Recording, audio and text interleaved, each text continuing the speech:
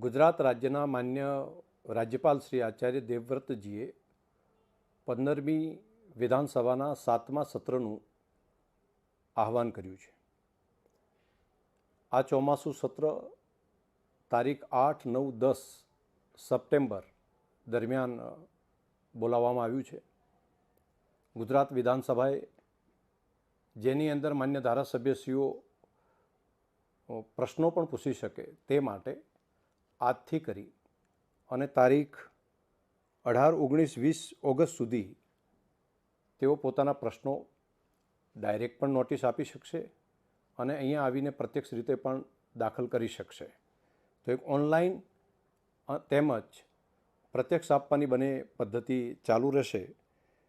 ખાસ કરીને 3 દિવસ દરમિયાન સરકારી કામકાજમાં જીએસટી સુધારા વિધેયક તેમજ ફેક્ટરી એક્ટ સુધારા વિધેયક આ બંનેના જે વટહુકમ છે તે અંગે પણ વિધાનસભામાં રજૂ થશે। તે સિવાય પણ જો સરકાર પાસે કોઈ બાકીનું કામકાજ હશે તો એ પણ જ્યારે રજૂ થશે ત્યારે આગળ લેવામાં આવશે।